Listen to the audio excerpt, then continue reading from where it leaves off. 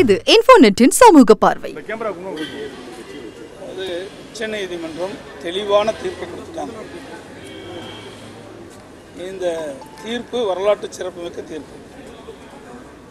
பொன்மனச்செம்மல் புரட்சித் தலைவர் எம்ஜிஆர் அவர்கள் 1986ஆம் ஆண்டு அப்பொழுதே காவிரி மேலாண்மை வாரியம் அமைக்க வேண்டும் என்று அப்பொழுது கடிதத்தின் வாயிலாக மத்திய அரசு கேட்டுக்கொண்டார்.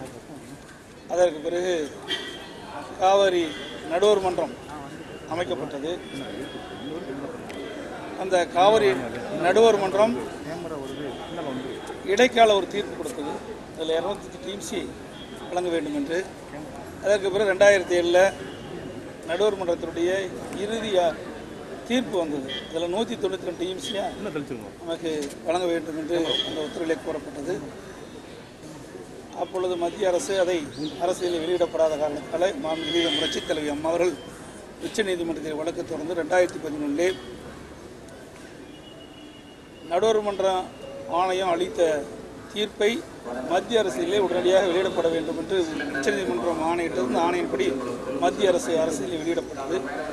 பிறகு அதை நடைமுறைப்படுத்த வேண்டும் என்று தமிழக அரசு அறிவித்தது. அம்மாவில் வலியுறுத்தினார்கள். ஆனால் அதை மத்திய அரசு கிடப்பிலே போடப்பட்டது. மீண்டும் இதை புரட்சித் தலைவி அம்மா அவர்கள் உச்சநீதிமன்றத்தை அணுகி அந்த அப்பொழுது போட்ட பல வழக்கு தான் இப்பொழுது தீர்ப்பாக கூறப்பட்டிருக்கிறது. அந்த தீர்ப்பிலே தெளிவாக குறிப்பிட்டிருக்கிறார்கள். காவிரி மேலாண்மை ஆணையத்திற்கு முழு அதிகாரம் இருக்கிறது என்பது தெளிவாக. ஏற்கனவே நடுவர் மன்ற ஆணையத்தில் என்ன தீர்ப்பு வழங்கப்பட்டதோ அந்த தீர்ப்பின் அடிப்படையில் செயல்பட வேண்டும் என்று தெளிவாக சொல்லியிருக்கிறார்கள். அதிலே நமக்கு 14.75 டிஎம்சி தான் குறைக்கப்பட்டிருக்கிறது. மற்ற எல்லாம் அதில் இருக்கின்ற அதில் இருக்கிற என்னென்ன அம்சங்கள் குறிப்பிட்டிருக்கிறதோ அத்தனையும் கடைபிடிக்க வேண்டும் என்றுதான் உச்சநீதிமன்றம் தெளிவாக சொல்லியிருக்கின்றது. 10 நாட்களுக்கு ஒரு நாள் கணக்கிட்டு அந்த நீரினை வழங்க வேண்டும் என்று தெளிவாக சொல்லியிருக்கின்றார்கள். ஆகவே இது ஒரு வரலாற்று சிறப்பு மிக்க தீர்ப்பை அம்மாவுடைய அரசு பெற்றுத் தந்திருக்கின்றது. நம்முடைய வழக்கறிஞர் அவர்கள் ஆணித்தரமான வாதங்களை உச்சநீதிமன்றத்தில் எடுத்து வைத்ததன் வாயிலாக இன்றைக்கு பல ஆண்டுகளாக 32 ஆண்டுகளாக நடைபெற்றிருந்த காவிரி நதிநீர் பிரச்சினை இப்பொழுது தீர்வு காணப்பட்டிருக்கின்றது. அது மட்டுமல்ல, உச்சநீதிமன்றம் வருகின்ற பருவ காலங்களுக்குள் அதையெல்லாம் ஆணையத்தை அமைத்து அதை நடைமுறைப்படுத்த வேண்டும் என்று உத்தரவு பிறப்பித்திருக்கின்றது.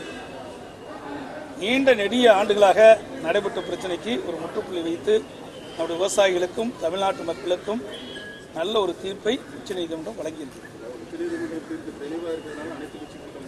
அதாவது இப்படி கிடையாது, ஒவ்வொருத்தருக்கும் ஒரு நோக்கம் இருக்குது. நாம் எப்படி சொல்ல முடியும்? நம்ம நீதிமன்றம் தான் நமக்கு இறுதி. நீதிமன்றம் இறுதியான தீர்ப்பு கொடுத்துட்டு அதுக்கு மேல சந்தேகத்தை எழுப்பிட்டே இருந்தா அதுக்கு யாரு தான் வெடிவு செய்கிறது? நீதிமன்றம் தான் இறுதியானது. நீதிமன்றத்தை தான் நம்பித்தான் ஆகணும். நீதிமன்றத்தை நம்ம நாடினோம்.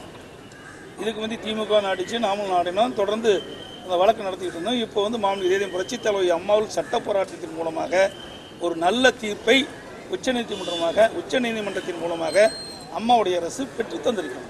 அதில் எல்லா அம்சங்களும் குறிப்பிடப்பட்டிருக்கின்றன. ஒரு சில கட்சி சேர்ந்த தலைவர்கள் தனக்குள்ள பாணியிலே பேசுகிறார்கள். அதுக்கு நாங்கள் எப்படி விளக்கம் கொள்ள முடியும்? ஆகவே அந்த நீதிமன்றத்தினுடைய தீர்ப்பை அவர்கள் படித்து பார்த்து புரிந்து கொண்டால் நன்றாக இருக்கிறது. மேலும் இது போன்ற சமூக நிகழ்வுகளை தெரிந்து கொள்ள லைக் பண்ணுங்க, கமெண்ட் பண்ணுங்க, ஷேர் பண்ணுங்க.